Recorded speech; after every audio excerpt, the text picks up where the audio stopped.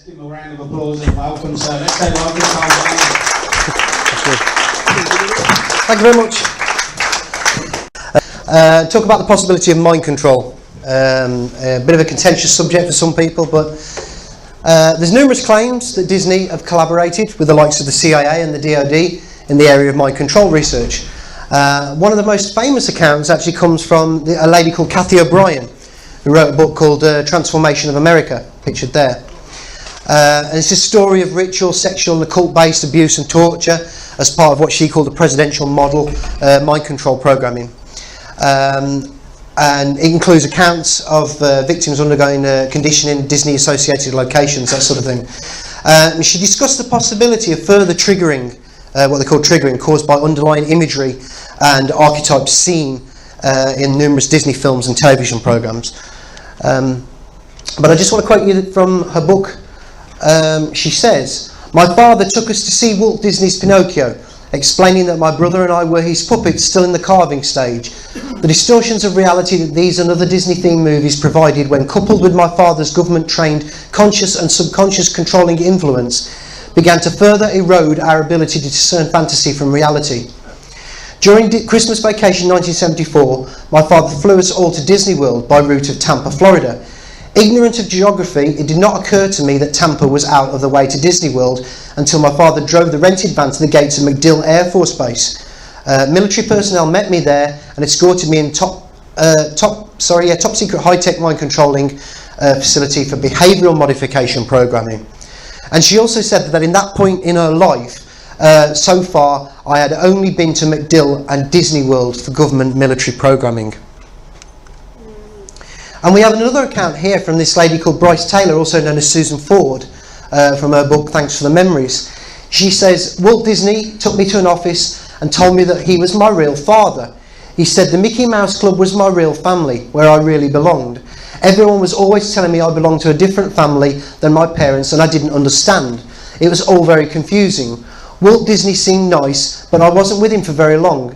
He called another man in, and that man took me by the hand and led me away. This man was a very bad man, and he really scared me. He took me into another room and gave me those Viewmaster box glasses to look into. He showed me pictures in them that were so scary that other parts of me had to come to see them." That's dissociative personalities, that sort of thing. "It was too much for a little girl to see. Dead things, cut up bodies, dead cats skinned with big eyes and their tails cut off, people cut up, etc. This event involves several of my personalities." You're talking about multiple personalities there again as well, to cope with the trauma of it all. That is how part of the programming works. We've also got Mary Lewis in Awakenings of Realities and Mind Control, referencing Disney. "Certain themes have surfaced throughout the years, which this day continue to amaze me as I hear them over and over. The Disney parks, MGM Studios, Disney movies, Disney characters and Disney songs have been used in conjunction with the programming. My understanding of this is that using such a familiar and popular theme assures that the program will be triggered easily. To anyone who is a Disney fan, and who is not, this is probably one of the hardest things to believe. However, sitting where I sit, hearing what I hear and seeing what I see, I can't refute this truth anymore." And we've also got a section from Project Monarch, the book by Ron Patton here. "Programming is updated periodically and reinforced through visual, auditory and written mediums. Some of the first programming themes include The Wizard of Oz and Alice in Wonderland, both heavily saturated with occult symbolism. Many of the recent Disney movies and cartoons are used in a twofold manner, desensitizing the majority of the population using subliminals and neuro-linguistic programming, and deliberately constructing specific triggers and keys for base programming for highly impressionable monarch children." And another quote here from Cisco Wheeler and Fritz Springmile from the book The Illuminati Formula Used to Create an Undetectable Mind Control Slave. A bit of a mouthful, that one. "This is why the Disney movies and other shows are so important to the programmers. They are the perfect hypnotic tool to get the child's mind to dissociate in the right direction. The programmers have been using movies since almost day one to help children learn the hypnotic scripts." So get into this idea now of, it is a contentious issue, difficult one to prove outright, but the speculation is there that a lot of these figures, especially those associated with Disney, the likes of Christina Aguilera, Britney Spears, Lindsay Lohan, Miley Cyrus, Justin Timberlake, all former stars, Disney stars, that they're potentially alleged victims of trauma-based mind control.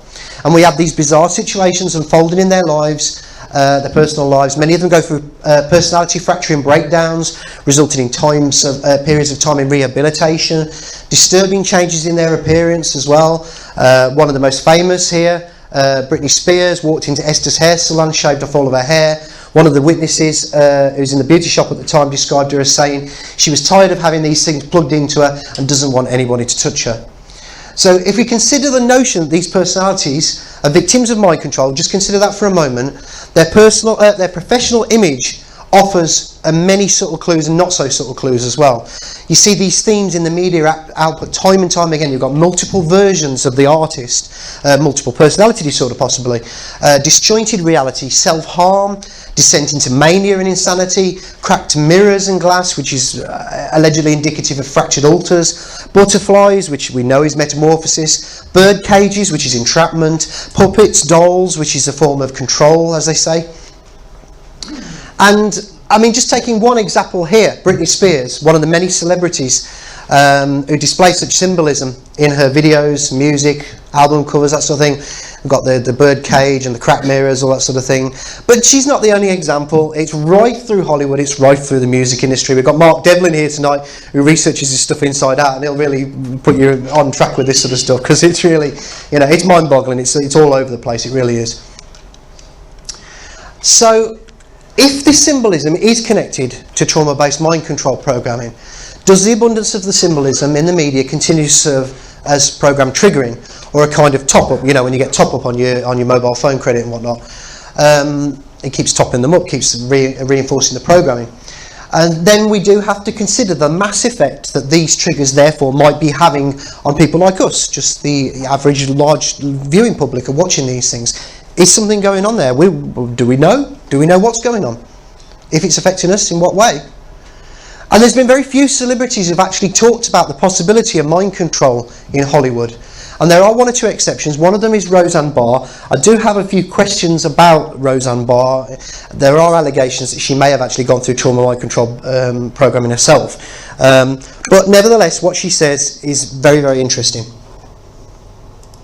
I think that, this is a culture of fear, and nobody's more afraid than people in Hollywood. They're afraid that they'll drop out of the top, they're afraid that they'll drop from the bottom of the pyramid, maybe to the middle of the pyramid. But, they're the ones, Hollywood is the one that keeps all this power structure and all this culture of racism and sexism and classism and genderism and all of it in place.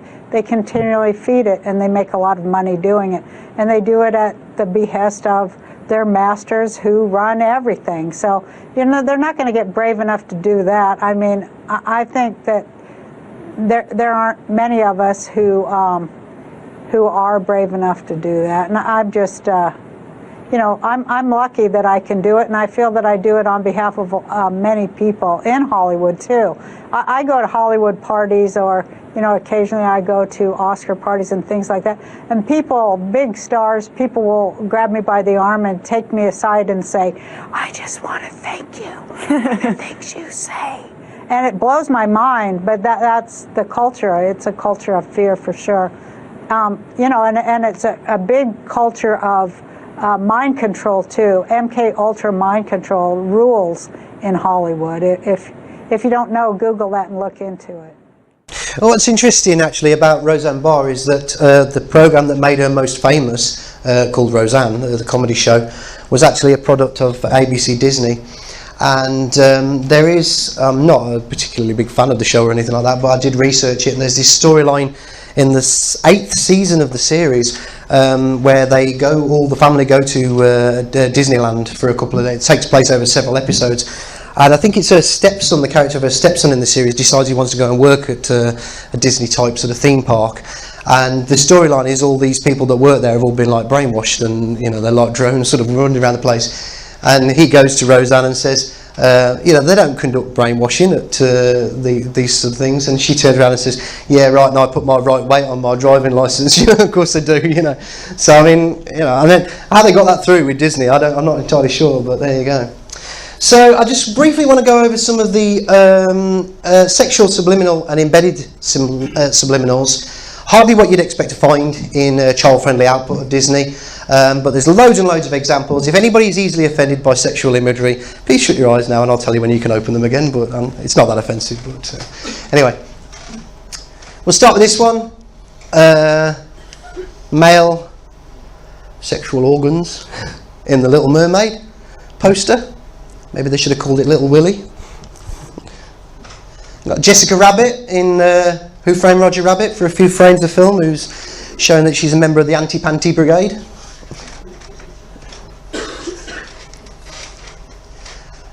Got an image of a bare-breasted woman in the background of a scene from the Rescuers cartoon film.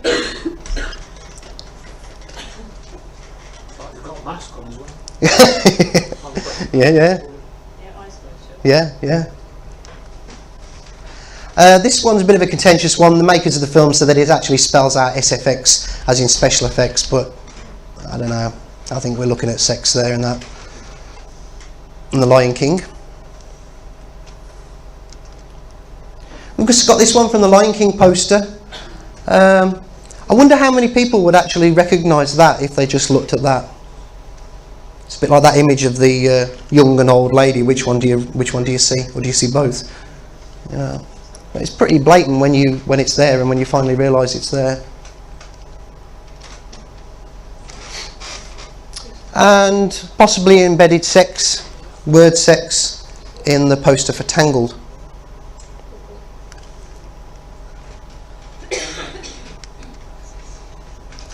This kind of leads us into the territory of the occult and arcane stuff, that sort of thing. Disney got a bit of an obsession with that, really, to be honest with you.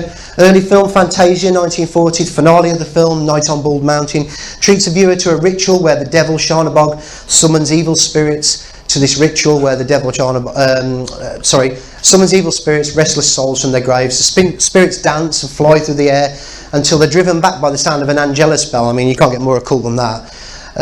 As night fades into dawn.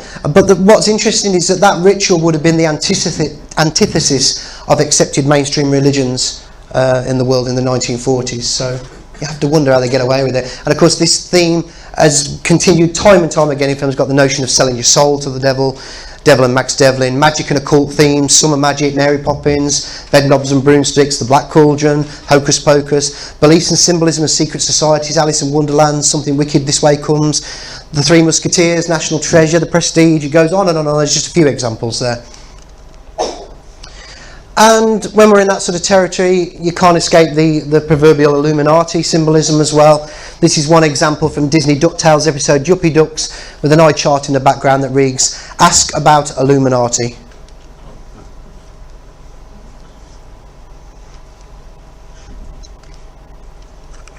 Right, so 2015, I was contacted by a lady who told me that she worked at the Walt Disney Company for quite a few years. She still works for them now, works in a position of quite substantial authority.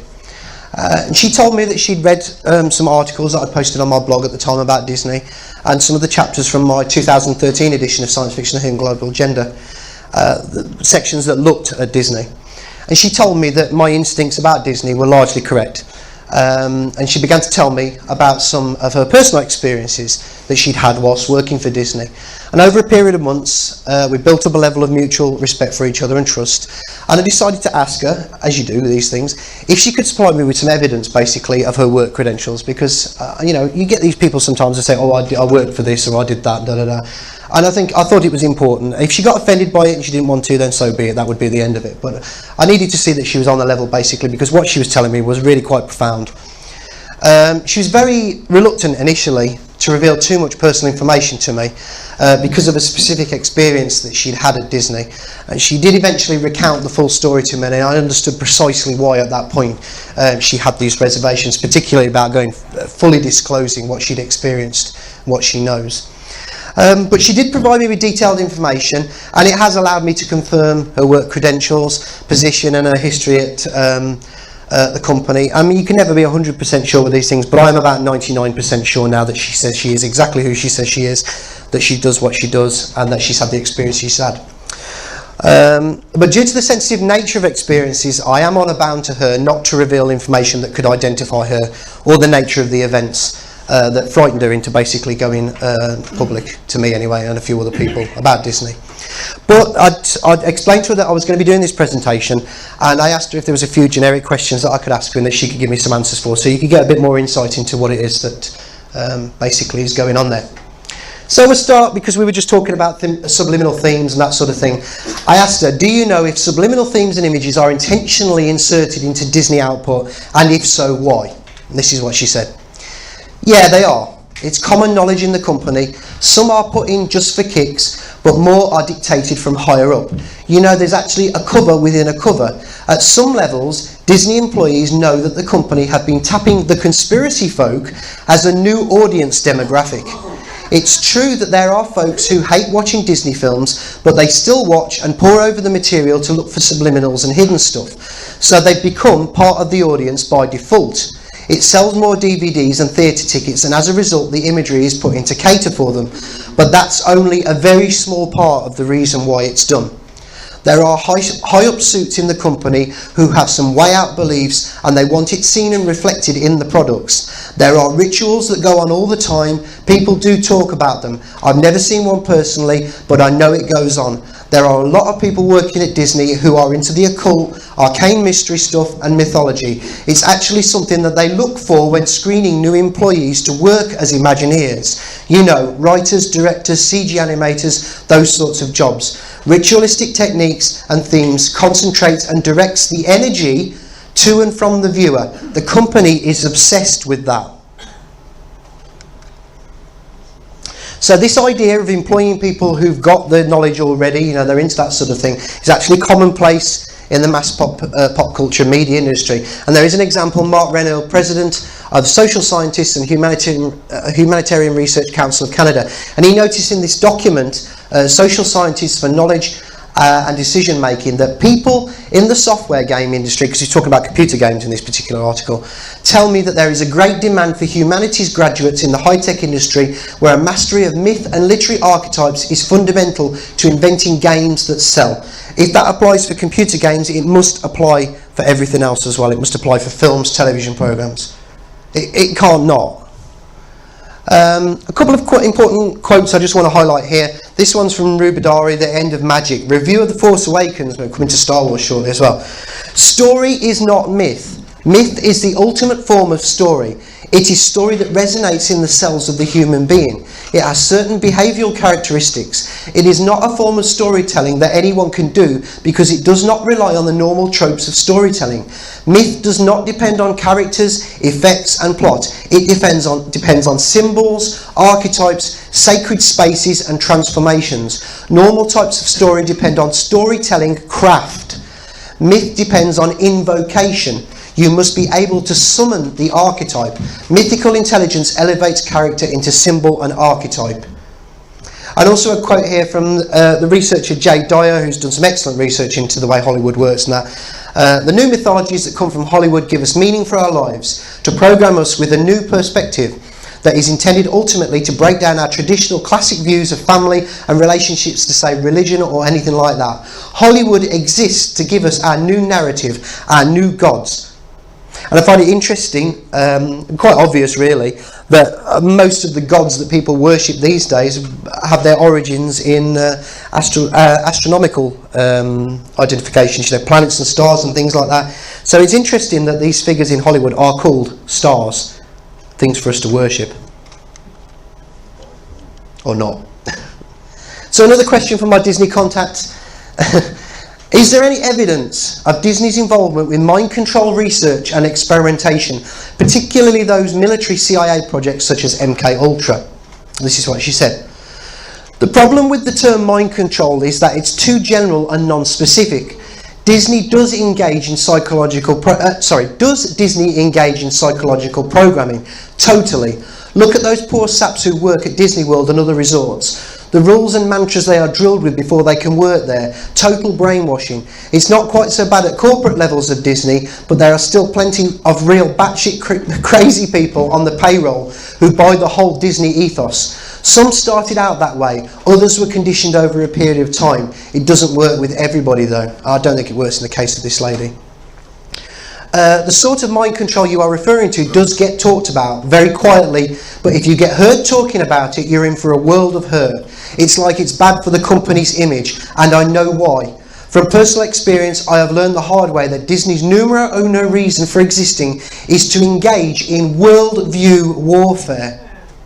Perception management, psychological control, using all types of methods and technology, even classified or semi-classified at times. They use every means they have to manipulate everybody, building fake realities, taking them apart again, building new ones, on and on it goes. It's more than their corporate marketing strategy, it's a blanket policy that comes from a very high level. Somebody or something outside Disney calls the shots. I used to think it was just government, government through NGOs and military industrial. Even though I can prove that NGOs and the military are part of it, it looks like it comes from a much more external place. The hidden hand, you know, that part is much more harder to prove though.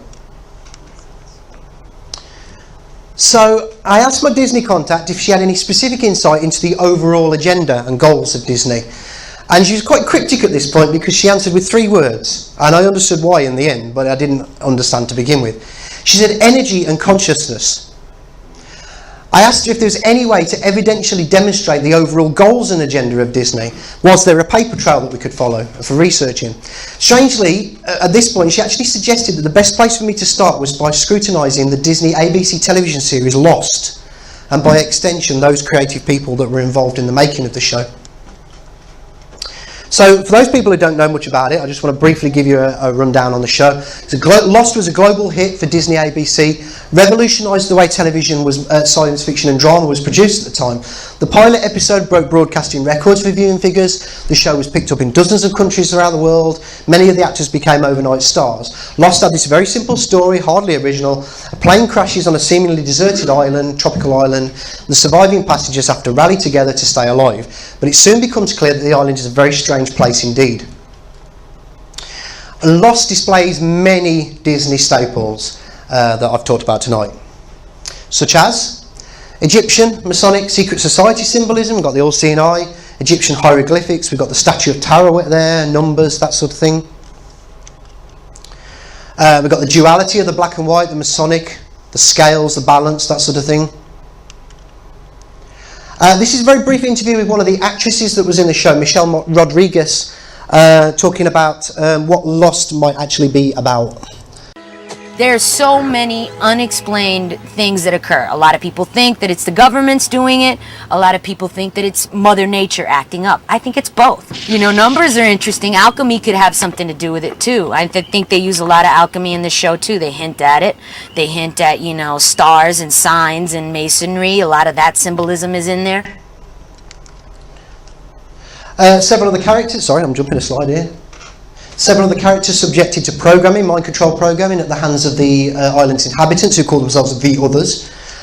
One such victim here in their facility called Room 23, which is an interesting number in and of itself. I did think that that might have had something to do with Room 237 with Kubrick, but I did find out that it was specifically to do with the esoteric value of 23. We'll come to that in a moment. The show also includes the recurrent theme of child kidnapping, ritual initiation and indoctrination. And research shows that almost all alleged trauma-based mind control programming begins at a very young age.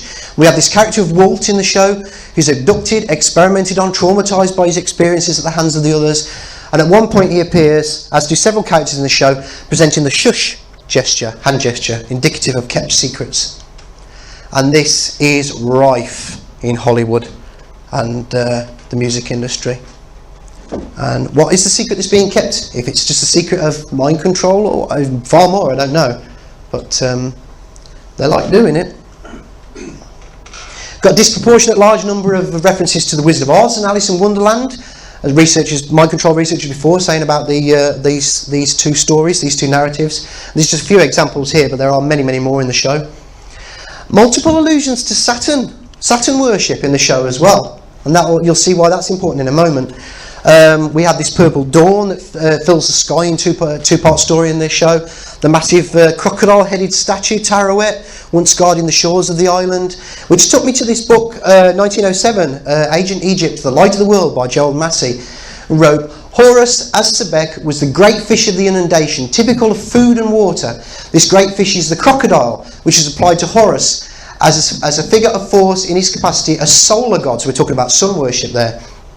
The crocodile in Egypt being a prototype for the mythical dragon, not the evil dragon, but the solar dragon, which was known in relation to Sebek and to Saturn as the dragon of life.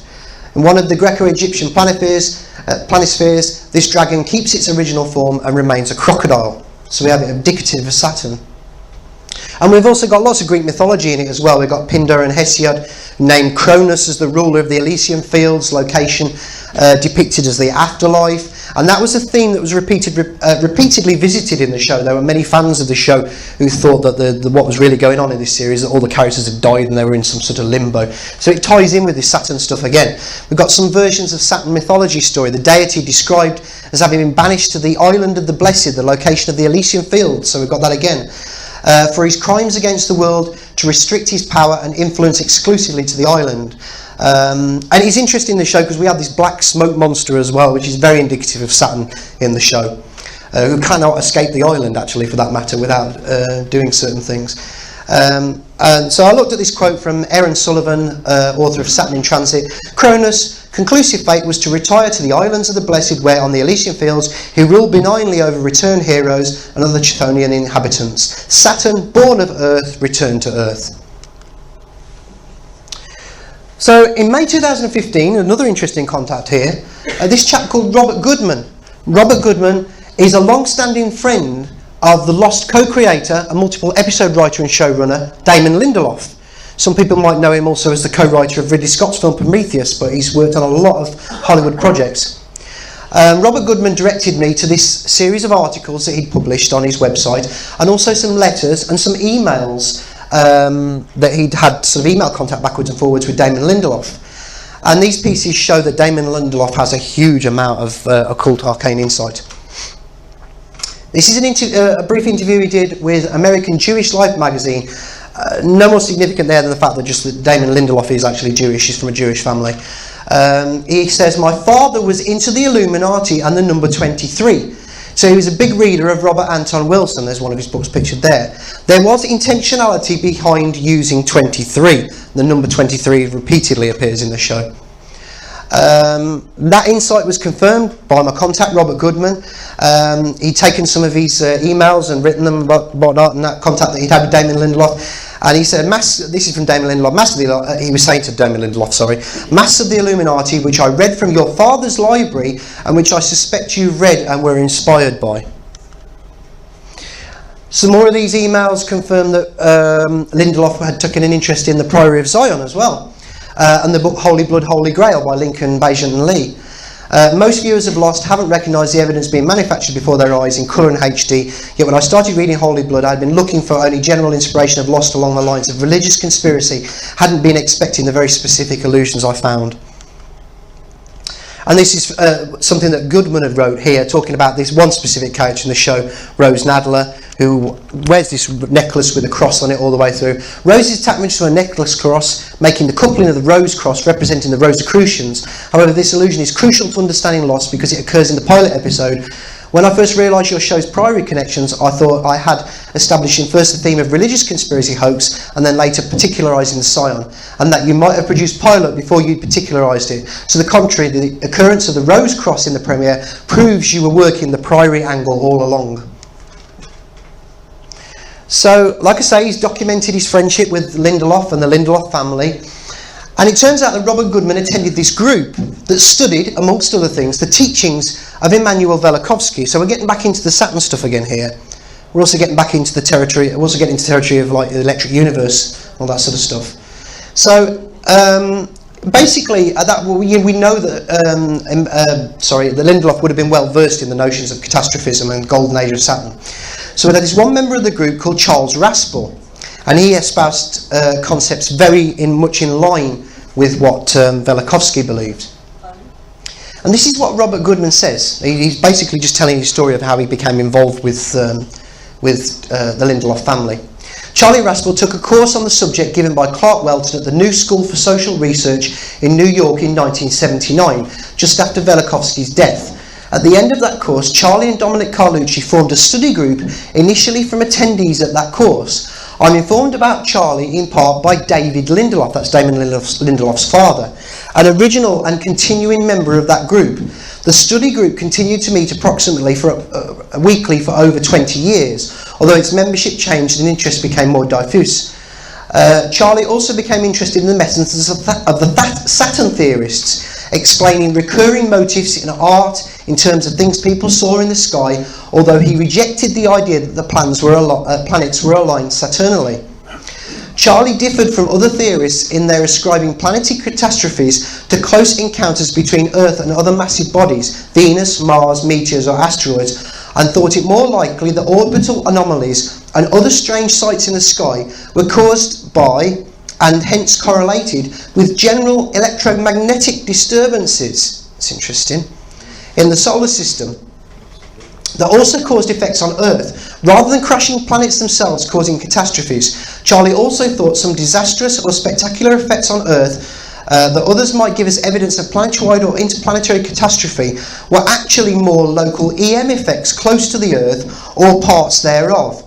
Charlie also considered direct psychic effects on humanity to have been part of the legacy of catastrophic EM events. One such possibility was the direct impressment on the brain of signals from such means.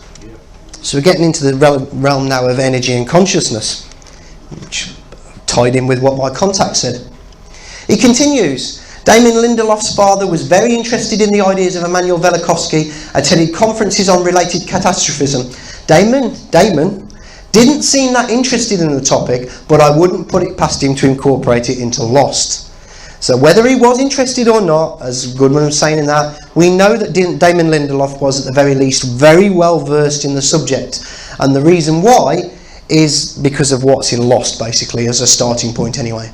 Consider all the aforementioned areas of discussion. Damon Lindelof's father is exposed to Velikovsky's study group. Consider the principal themes that Damon Lindelof helped to insert into the narrative of Lost. We've got things like altered states of consciousness, psychic phenomena, and characters suddenly recovering from life-threatening conditions as a result of electromagnetic energy, such as cancer, visions of apparitions, temporal displacement, movement through time, and that sort of thing. And in the latter seasons of the show, it's explained that there's a powerful electromagnetic energy, pockets of this energy, littered across the island, and that exotic energy is responsible for all of the phenomenon that takes place on the island. We also learn that there was an electromagnetic event that caused the initial plane crash in the pilot episode of the episode, which that is how the characters become stranded on the island in the first place. And then also we have this group called the Dharma Initiative, who in the show are studying the effects of electromagnetic energy. And they did this, took a secretive organisation. They lived and worked on the island during the 1970s and 80s during the show. And they put these little films together, which were called orientation films for people that were going to go and work on the island and study the effects of electromagnetism and that sort of thing. And what I've done here is about 4 minutes long. I've put some clips together from the show. And also some clips from these orientation films. The quality of them is actually because of the way they were made in the television show. They look like they were made in the 1970s and 80s, but that's the reason why the quality is the way it is. But also, as you're watching it, look out for how many times electromagnetism is mentioned. It's just this lot, but there's loads more in the show. I was talking to Andrew about this on the way here, and I was saying it's a good job that using electromagnetism, the word, is not a drinking game in Lost, otherwise you'd end up very pissed very quick. Sorry about the quality. It's a transfer from an old Betamax. I'm Dr. Pierre Chang, and this is the orientation video for Station 1 of the Dharma Initiative. Or polar bears possess a keen sense of memory and adaptability. These traits make them ideal candidates for electromagnetic studies. Remember, be sure to confirm that the female bears have not been impregnated before transport, as the electromagnetic levels at the orchid have an extremely harmful effect on early-term gestation.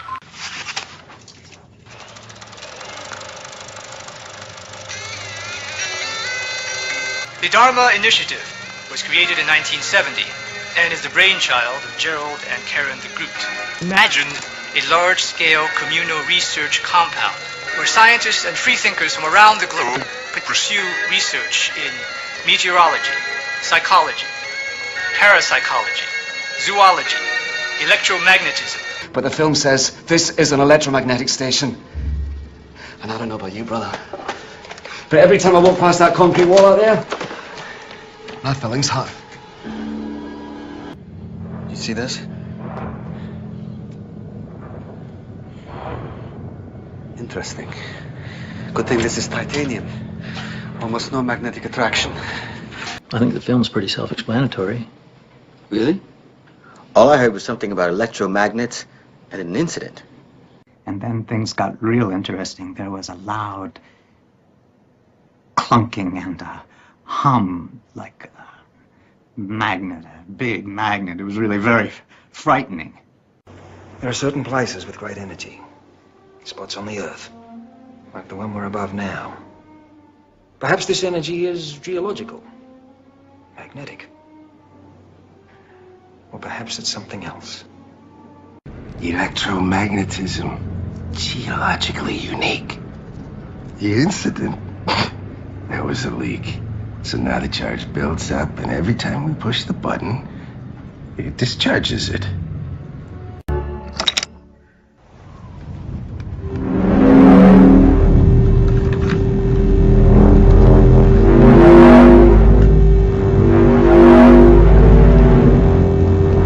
Agora, por favor.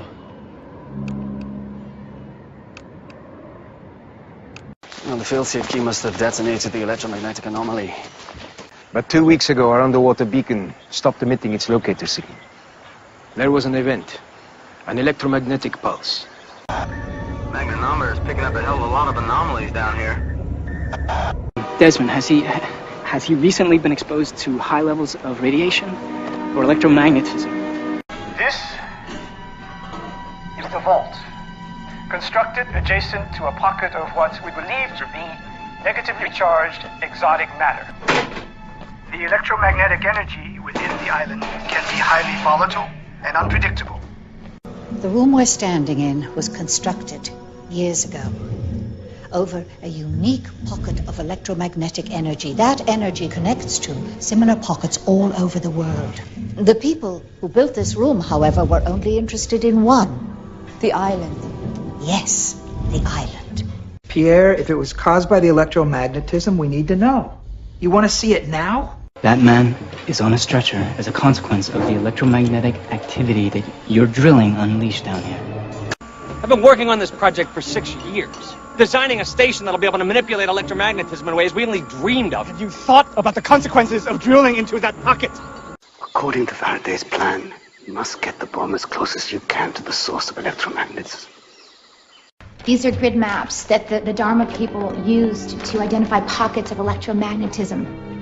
That man is the only person I'm aware of in the world who has survived a catastrophic electromagnetic event. I need to know that he can do it again, or we all die. Let me out!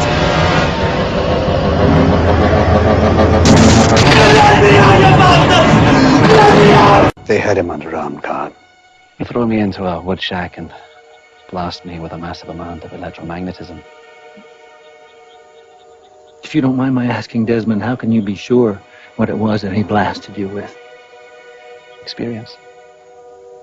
I brought Desmond Hume back here because of his unique resistance to electromagnetism. Right. So, to summarise, Lost is all about energy and consciousness. I just want to look briefly here at some of the people involved in the show and the kind of things that they got involved with afterwards. What the JJ Brigade, as I call them here, pictured on the left, is Carlton Coos, Robert Orsi, Brian Burke lying down, Damon Lindelof, JJ Abrams, sorry, in the middle, Damon Lindelof, and Alex Kurtzman. And you'll see these names rife in Hollywood, all the big films that get made. You'll see as I go on. So a little bit about J.J. Abrams. Started his career, his first script was Taking Care of Business, purchased by Touchstone Pictures, Disney. He's one of 9 writers to work on the Disney-produced NASA DoD-supported movie Armageddon as well. Not a lot of people know that. His creative credits for Disney include Felicity, the show's Felicity, Alias, What About Brian, 6 Degrees, Lost. Some of his non-Disney shows are Fringe, Undercovers, Person of Interest, Alcatraz, Revolution, Almost Human, Believe, 11/22/63, which is actually about the assassination of Kennedy, Roadies and Westworld. And some of his film credits include Super 8, the Cloverfield movies and spin-offs, the Mission Impossible films from the third film onwards, the rebooted Star Trek film series, and the Disney-produced Star Wars films and The Force Awakens. Many of his fellow writers have been involved with those television writers and producers have been involved with those television films. What's going on here? That's it. 1998, he founded Bad Robot Productions Company, originally based at Touchstone Pictures. So again, we're in Disney.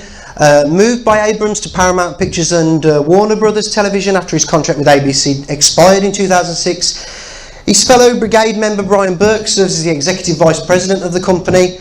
Alias, Lost, What About Brian and 6 Degrees, all co-produced between Bad Robot and Disney. Alias, also created by J.J. Abrams, official support from the CIA in the form of its entertainment industry liaison officer Chase Brandon. Brandon also assisted Abrams on his 2006 movie, Mission Impossible 3. The CIA were extensively involved in Abrams' subsequent Mission Impossible films. And in 2003, the CIA enlisted Alias's lead actresses, Jennifer Garner, to appear in recruitment videos to be shown at fairs and college campuses. And the CIA officer said, Jennifer and the character of Sydney Bristow both reflect a lot of the qualities we look for in new career field officers. We've got the show Person of Interest, produced by Bad Robot and J.J. Abrams and Brian Burke. Received uncredited support from former CIA operative Valerie Plame and at least 2 military technical advisors, Tony Camarino and James I caught myself as it's Deva. I used to say Diva on that one. So. Diva worked on the film Cloverfield, also produced by J.J. Abrams and Bad Robot, and on Disney's Iron Man 3 as well. And then we've got this show. Produced by Bad Robot, Westworld. Some of you may have seen it. It's been a big hit recently. The TV show allegedly received unofficial support from the DoD with some additional consultancy from DARPA, but that's been difficult to prove at the moment. I think we'll wait until the ELO reports come out from that one. We'll be able to confirm that one because it's quite new still. But basically, if you watch this show, whatever people might think of it, the story arc is effectively about transhumanism.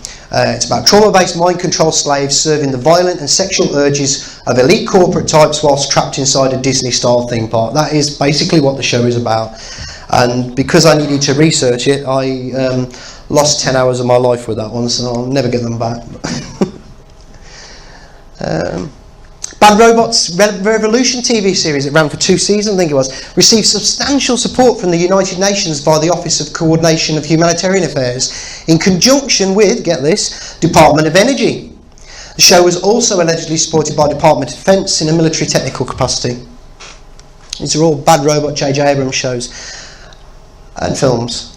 And then of course, some of you might remember these, those of you who were here when I did my talk about Star Trek and Gene Roddenberry and all that. We've got the closing credits of J.J. Abrams' 2013 film Star Trek Into Darkness, which thank Lawrence Livermore National Laboratories, operated by Lawrence Livermore National Security LLC, for the US Department of Energy's National Nuclear Security Administration. It's known that Livermore and the Department of Energy were extensively consulted for the film, but we don't know what they were consulted about and why. But there is relevance to this. As you will remember again, like I say from that talk I did, given that Into Darkness is a blitz of 9/11 propaganda, it reinforces the official narrative of those events, and we should note the existence and the use of directed free energy technology on 9/11 as exposed by Dr. Judy Wood in a book, Where Did the Towers Go? Because in that regard, we're back into the territory of energy again. Because J.J. Abrams and his associates, they've repeatedly returned to that theme of energy in one form or another throughout their careers. So we're moving to the Disney now, getting Star Wars, which again is, you know, J.J. Abrams. 2012, Walt Disney Company buys Lucasfilm along with the Star Wars franchise for $4.05 billion. It wasn't long before Disney announced that they'd be making a new Star Wars film, and we got The Force Awakens. Almost immediately, J.J. Abrams was announced as the director. It was co-produced by Abrams and Kathleen Kennedy and the J.J. Brigade stalwart Brian Burke. Abrams also co-wrote the story, and Bad Robot were the production company behind the film, as well as Disney. And Disney has always been very, very envious of the Star Wars franchise. The first film, released in 1977, Disney jumped straight in there. They wanted a science fiction epic, something that they believed could rival Star Wars, but instead we got The Black Hole, if any of you are familiar with the film. The story had been floating around since 1974 in Disney, so it wasn't, it was old hat. Disney were prompted by the success of Star Wars to dust off the script, fast track it into development. Superficially, the film is nothing like Star Wars. You do have the spaceships in it, you do have the robots in it, you do have the laser blast, obligatory laser blast fights and all that. But it is typically Disney. Dark, foreboding, overwhelmingly transhumanist in nature and tone, metaphorical nods to the occult and arcane. You've got these scenes where the Dr. Reinhardt character's in like a Dante-esque hell at the end, and he emerges with this robot thing called Maximilian. It's truly bonkers stuff, it really is. The influence of the occult mystery teachings are cleverly woven into the mythology of Star Wars, actually, for that matter, albeit far less apparent than it is in a film like The Black Hole. And Star Wars' creator George Lucas has openly acknowledged the influence of religion and mythology on the franchise. I just want to play a little clip with him talking about it.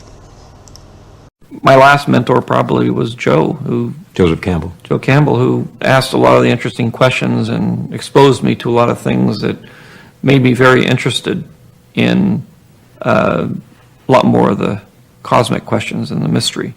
And I've been interested in those all my life, but I hadn't focused it the way I had once I got to be good friends with Joe.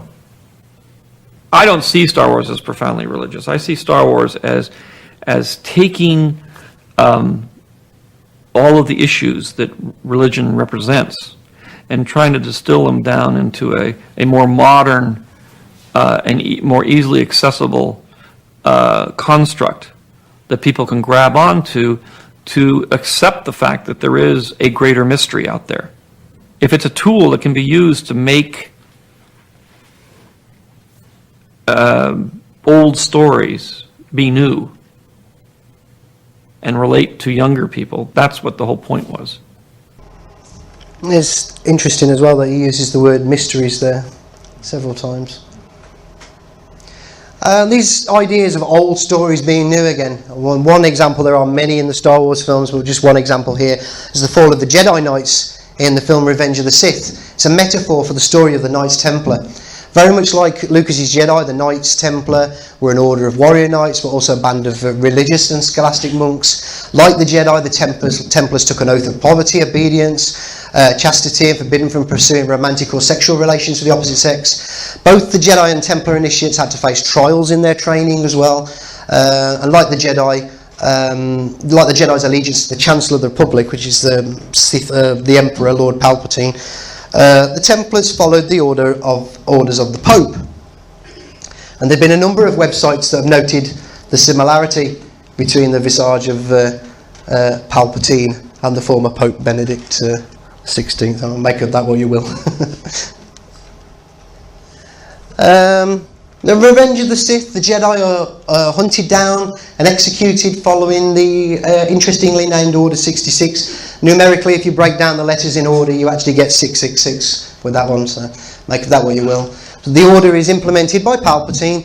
The few surviving Jedi are forced to go into hiding, and again it matches the Templar story, because in 1307 the Templars are arrested throughout France, following the decree from the Pope.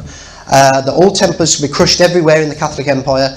The Templars were hunted down, imprisoned, executed. Templars escaped, went into hiding, and opted to protect their beliefs under a shroud of secrecy. And their safe houses became known as the lodges, the same Masonic lodges that we know of today. And it follows the way the characters go into hiding in the Obi-Wan Kenobi and all that, and Yoda and that in Star Wars. So really, I mean, you do have to ask the question, what was George Lucas trying to say with that, amongst all the other kind of symbolism and narrative themes in the films. Very briefly, and you'll see why as I get to this in a second, I just a little detour into Laurel Canyon here for this. Laurel Canyon, California was and still is to some degree home to the darlings of the American culture industry, famous actors, musicians, politicians, writers, that sort of thing, for much of the 20th century. And during the 1960s, Laurel Canyon became like a petri dish, basically, an experiment for psyops, counterintelligence operations, mind control, drug experiments, occult and satanic rituals, practices, the list goes on and on and on with that. And the likes of the US military, National Security Agency, the CIA, FBI, NASA, even NASA, all played their part in that dark underbelly of what was going on in Laurel Canyon. And if you want to learn more about that, I highly recommend Dave McGowan's material on that, or his book, Weird Scenes on the Canyon. And also the trilogy of books, Sinister Forces by Peter Lavender as well, because he covers a hell of a lot of the canyon in that. The reason why I bring this up is because George Lucas had a substantial connection to the Laurel Canyon scene, and people should be raising their eyebrows when they hear about Laurel Canyon anyway. Raise his eyebrows about George Lucas. Early 60s, he became interested in avant-garde 16mm films known in the region as Canyon Cinema. The book, George Lucas, A Biography, John Baxter confirms that Lucas lived in a rented property in Portello Drive, Benedict Canyon, 3 miles away from Laurel Canyon. And at that time, at the height of the canyon scene, 1974, he was living in a rented property where he allegedly wrote Star Wars. I mean, you can go into the whole meaning of that and the themes of writing about what he wrote about in Star Wars and what was going on in the canyon in itself. That's synchronicity in that one anyway. Lucas spent time socially in Laurel Canyon. His closest filmmaking friend, Steven Spielberg, lived in Laurel Canyon during the same time period for quite a while. Lucas was also in a relationship with the folk country singer Linda Ronstadt, who's a noted Canyonite figure as well. Lucas was one of the camera operators at the Altamont Free concert in California in 1969. The concert was organised by a number of Canyonite musicians and bands, the Rolling Stones, Crosby, Stills, Nash and Young. Security for the concert was provided by all manner of individuals, most notably the Hells Angels. Lucas's camera footage of the concert was intended to be used in this film, Gimme Shelter, 1970 concert film of the Rolling Stones. Official story is, at the concert, Lucas's camera jammed after shooting about 100 foot of film. None of his footage was incorporated into the final cut. And the reason why that's interesting is because in reality Altamont was a quasi-ritualistic blood sacrifice ceremony effectively, culminated in the injury of over 850 attendees, and there were 4 deaths as well. And this is what Dave McGowan said on the subject. The death that the concert at Altamont will always be remembered for, of course, is that of Meredith Hunter, the young man who was stabbed to death by members of the Hells Angels right in front of the stage while the band, in this case the Rolling Stones, played on. The song they were playing, contrary to most accounts of the incident, was Sympathy for the Devil. As was initially reported in Rolling Stone magazine based on the accounts of several reporters on the scene and a review of unedited film stock, most accounts claim that Hunter was killed while the band performed Under My Thumb. That's an interesting song in and of itself anyway, but yeah. All such claims are based on the mainstream snuff film Gimme Shelter, in which the killing was deliberately presented out of sequence. In the absence of any alternative filming versions of Hunter's death, the film became the default official orthodoxy. Of course, someone went to great lengths to ensure that there would be only one available version of events. One of the young cameramen working that day, curiously enough, was a guy by the name of George Lucas. It is unclear whether it was Lucas who captured the conveniently unobstructed footage of the murder. Not long after, Lucas began a meteoric rise to the very top of the Hollywood food chain. And we have some curious links 2 years before Altamont with the US Navy. 1967, Lucas enrolled a USC graduate student in film production, working as a teaching instructor for a class of US Navy students who were being taught documentary cinematography. Lucas directed the short film THX 1138, which won first prize at the 1967-68 National Student Film Festival and was later adapted into his first full-length feature film. Lucas was awarded a student scholarship by Warner Brothers to observe and work on the making of the film of his choice. That film was Francis Ford Coppola's Finian's Rainbow, for anybody who's interested. But it's worth considering that Lucas may have not have acquired his big break with Warner Brothers at that time had it have not been for his work alongside those US Navy students. And the reason why that's notable is because the US Naval Intelligence and military psyops that were going on in Laurel Canyon at that time were rife. They really were. I mean, you could look into the connections with US Naval Intelligence and Sharon Tate's death as well. I mean, that's another story in and of itself. I'm not diversifying, you will see why I stayed with Lucas on this one. Laurel Canyon, home to Lookout Mountain Laboratory, built in 1947, originally envisioned as an air defence centre, highly secretive installation producing over 19,000 classified motion pictures, more than all of Hollywood studios combined at the time. The mission of Lookout Mountain, under the command of Air Force, was to provide in-service production of classified motion picture and still photographs for the Department of Defence and the Atomic Energy Commission, now the Department of Energy. Energy again. Between 1947 and 1969, when the studio was deactivated. Officially closed its doors in 1969, but there have been claims that the facility continued to function in some way for subsequent years afterwards. But there have been allegations that George Lucas was somehow connected. If it was a direct involvement, I'm a bit hazy on that one, because he would have been quite young actually when that would have operated. If it was shut down in 69, I don't know whether he would have been old enough to have been doing that. But there are still connections to Lookout Mountain. We've got the end credits of Return of the Jedi. List the film's additional optical effects has been produced by, amongst others, Lookout Mountain Films. This particular Lookout Mountain Films, with its origins in Laurel Canyon, was founded in 1974 by Lucas's associate Pat O'Neill. And Peter Curran as well. He's an animator of miniatures and optical effects on the first Star Wars, A New Hope, animation and rotoscope supervisor on The Empire Strikes Back, effects animator on Return of the Jedi, revealed as a former employee of Lookout Mountain. He's worked to restore and publicise some of the DoD produced films from Lookout Mountain. He presented this seminar called Lookout Mountain Laboratories, Hollywood's secret film studio, in 2011, alongside another former Lookout Mountain employee, Byron Risford. And the blurb for the event notes that Curran worked as an animator for George Lucas Industrial Light and Magic in the early 1980s before starting his own visual effects company, Visual Concept Entertainment, which has provided effects for over 300 theatrical motion pictures. So we note the research of Lookout Mountains, and once again we're back to the subject of energy. Ronald Reagan, is it a coincidence or not, named his Strategic Defence Initiative after the Star Wars films. People say that that's all about energy as well, obviously. One key figure in SDI was Colonel John B. Alexander, who worked in the field of non-lethal weapons research and development. And in his 1990 book, The Warrior's Edge, described how governments around the world must take a fresh look at non-traditional methods of effecting reality. We must raise human consciousness of the potential power of the individual mind-body system, the power to manipulate reality. We must be willing to retake control of our past, present, and ultimately our future.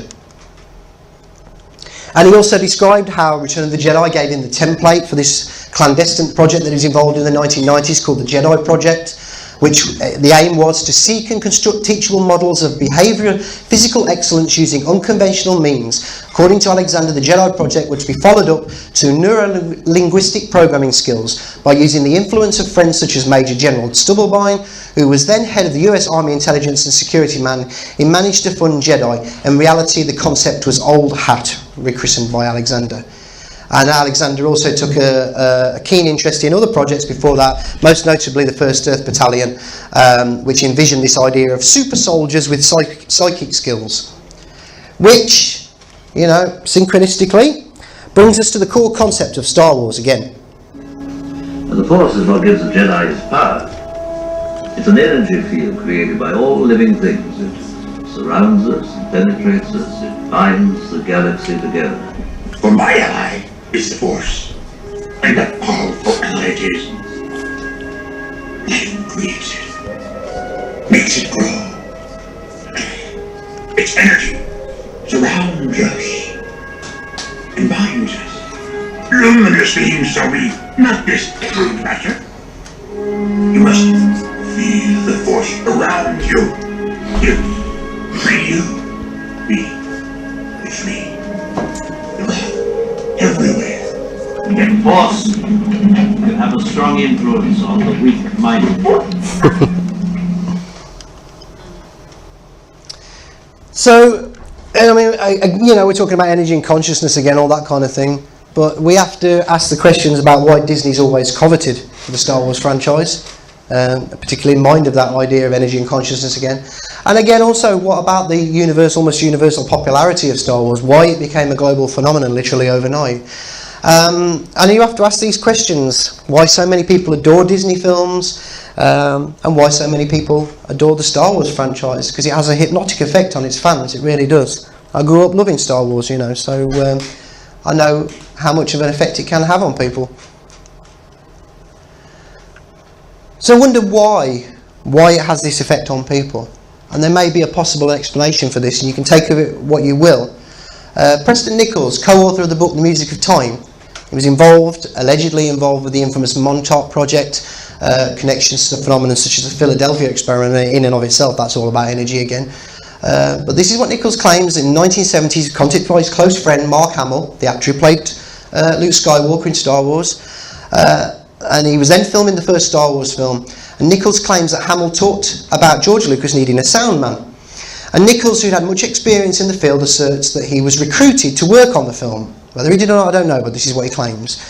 When they actually filmed Star Wars, I literally saw two psychics or adepts that were concentrating on the camera as it was running. They were putting some sort of psychic overlay on the film. I recognised what they were doing because it was similar to what I had done with musical recordings. Well, we know that goes on. I assume that Lucas learned this technique on his own. I believe this is why the Star Wars movies achieved unprecedented popularity. We know that sort of thing goes on in the music industry. There's no reason to, you know, to believe that it wouldn't go on with movies as well. You know, we have sound in films, the same as we have sound on recordings. Plus you've got the visual. So what are we to make of George Lucas? He's always tried to assert that he likes to be independent, operate outside the Hollywood system as much as possible, but you've only got to look at his career to see that that's not the case. He's occupied a lofty position in the industry for decades, a true insider, played by the rules of the system, and in that regard, it would make sense actually that was ultimately the reason why he decided to sell Lucasfilm and Star Wars franchise to the likes of something like Disney.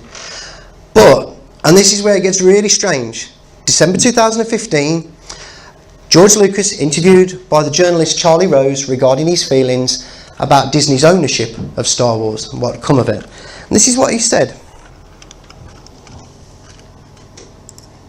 They weren't that keen to have me involved anyway, but at the same time I said, I'm not going to, if I get in there, I'm just going to cause trouble because they're not going to do what I want them to do. So, and I don't have the control to do that anymore, and all I would do is muck everything up. So I said, okay, I will go my way and I'll let them go their way. And it really does come down to a simple rule of life, which is when you break up with somebody, the first rule is no phone calls. The second rule, you don't go over to their house and drive by to see what they're doing. Yes. The third one is you don't show up at their coffee shop or the things what you're going to run in. You just say, no, gone, history, I'm moving forward. Because every time you do, and you know, we all learn this from experience, every time you do something like that, you're opening the wound again. And it just makes it harder for you. You have to put it behind you, and it's a very, very, very hard thing to do. But you have to just cut it off and say, okay, end the ball game. I got to move on. And everything in your body says, don't, you can't. And these are my kids. So all those Star Wars films. All the Star Wars films. They were your kids. Yeah, well, they are. Like, you know, I loved them. I created them. I'm very intimately involved in them, and obviously to and sell you them sold off. them. I sold them to the white slavers that take these things and. Okay, but I mean, but. Say that again. He says, I sold them to the white slavers that take these things, and then he stops himself. And at that point Charlie Rose jumps in anyway and stops him from, just completely changes the subject. What was he going to say then, Carl? Well, he called Disney white slavers, basically. he sold Star Wars to white slavers. That's basically what he was saying. Yeah. But then he obviously stopped himself. You know, he stopped himself. So many observers have said that Lucas's remarks were simply bad blood, prompted by Disney's decision not to utilise the original story that Lucas had prepared for The Force Awakens. But nevertheless, Lucas knows the industry. Is a very specific thing to call Disney, that is white slavers. Very specific thing. You watch many interviews with George Lucas. He's done lots in his life. You can see that he's a very thoughtful man. He's very measured in his interviews. He often pauses to think about what he's saying, what his answers are going to be if he doesn't already know them. He's a very measured man in that respect. Has his newfound independence from Hollywood prompted him to take more risks? I don't know. Maybe even spill a few proverbial beans about the industry. But within a few days, he released a statement. I want to clarify my interview on Charlie Rose's show. I misspoke and used a very inappropriate analogy, and for that I apologise. I've been working with Disney for 40 years and chose them as the custodians of Star Wars because of my great respect for the company and Bob Iger's leadership. Disney is doing an incredible job of taking care of the expanding franchise. I rarely go out with statements, which he doesn't actually, I think it's the first time he ever has. I rarely go out with statements to clarify my feelings, but I feel it's important to make it clear that I am thrilled that Disney has the franchise and is moving in such exciting directions in film, television and the parks. Most of all, I'm blown away from the record-breaking blockbuster success of the new movie, and I'm very proud of J.J. Abrams and Kathleen Kennedy. What does he mean by white slavers? Well, I don't know really. It's not a nice thing. I mean, if I called you a white slaver, you wouldn't be very... I'm a black man, do you want me to tell you? Yeah. I don't know what if nothing else, you can take it as derogatory, obviously, about Disney. But you could also take it as they are enslaving their viewers. You know, they are enslaving the people that follow the Disney films and buy the products and that, because that's... Well, we know that's the way the media works, isn't it? You know, they are slavers. Got a lot darker as well, didn't it? And it has got darker, yeah, absolutely, it has, yeah. I mean, you could talk for hours about that one, but yeah. So I'll just say really what I think on this one. This old saying, if you can't say what you mean, you can't mean what you say. And I think Lucas meant what he said in that interview. I think he meant it in a derogatory way. I think he was being critical. He wanted to say something about Disney that was not nice. And I think he just sort of realised, oh shit, I'll stop myself there. Yeah. Perhaps he was advised that his statement could be considered libelous. Knowing what I know about Disney, they would have took it as libelous. He may even have been threatened. I'm just speculating at this point, you know, into retracting his comments. Maybe by legal threat, or, you know, threats can actually come in many forms. You know, I don't really want to get into that, but where threats are concerned, it's not just legal. But just cursory, looking at the way Disney's dealt with people who've ever said anything bad about them. This is one example from the book The Mouse that Roared, Henry Thoreau. He wrote, "The force of such power does more than shut down dissent and suppress distasteful facts about the Disney company. The policy of memory erases the possibility of memory, as illuminated by public revelations that the Disney company has on occasion prevented the publication of books critical of Walt Disney and the Walt Disney Company." That's true. They have stumped on a lot of books. Prevented them from being publishing. Fritz Springmeier also said, "People who have worked for Disney and who are getting pensions and medical insurance," this rings true, have talked about Disney under the condition of anonymity. This is because the Disney hierarchy will not permit exposure without retaliation.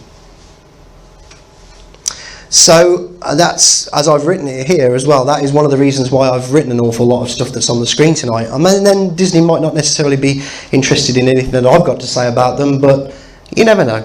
You never know. So I've been very measured about how I've done this.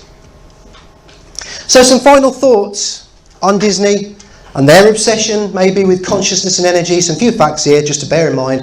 Electrostatics, magnetism, capacitance and electrical currents, these forces exist and they play a role in defining our environment. Symbols, geometry, numbers, etc., they have a measurable effect on energy fields. The media largely uses these representations to communicate with the viewer and listener. Light and sound can reprogram DNA, that's proven. Technology and techniques exist that can use the audio and visuals of films and television shows to transmit or generate negative energy. Understanding energy creates the ability to manipulate consciousness and reality. When the media generates negative energy from emotional reactions like fear, isolation, confusion, mistrust, uncertainty, anger, jealousy, hatred, the list goes on, the mass viewers in turn feed negativity back into the system, creating a perpetual cycle. The masses become lost in a fog of negative energy, finding it hard to recognise their true nature and true reality. Realising our true nature as energetic and conscious beings is the one thing, the main principal one thing, that the ruling elite do not want us to realise. The media is the elite tool of choice in programming, distracting and manipulating the masses away from that realisation. That's what the media's role is there for. That's what they do. And now for the doozy on this one. Above and beyond The ideas of subliminals in it, embedded imagery, that sort of thing, neuro-linguistic programming, social engineering, all that sort of thing, themes in the media. This is a question that I've been asking myself just lately based on the knowledge that's been coming my way and from some of the contacts I've got. Is there a means to transmit through the media energy that is substantially reshaping our perception of reality or core consciousness? Not just talking about the way, social engineering.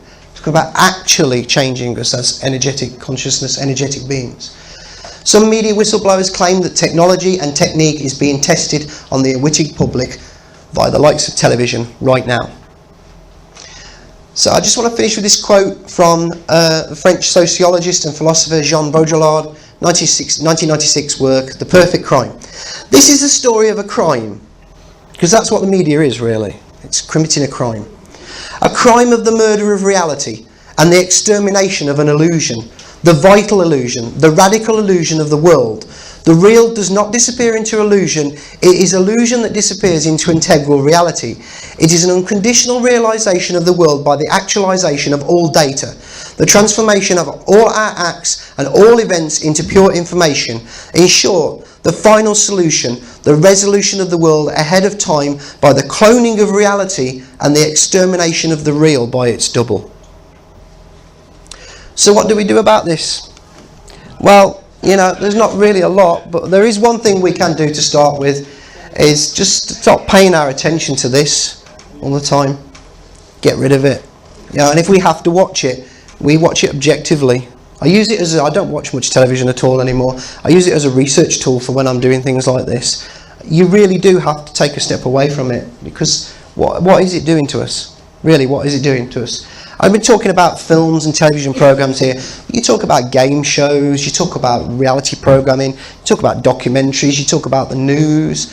It's nothing is real in the media, which harks back to what we showed in the beginning with the film Network. We're mass maniacs if we believe anything of it's real and it's worth listening to. So, yeah. So with that, I just want to say thank you very much for listening and coming tonight. If anybody wants to check out my website, The Truth Seeker's Guide, blogspot.co.uk. There's also my books, volumes 1 and 2 of Science Fiction, The Hidden Global Agenda. I've got some copies with me tonight. So yeah, thank you very much. Thank you. I was running out of time there.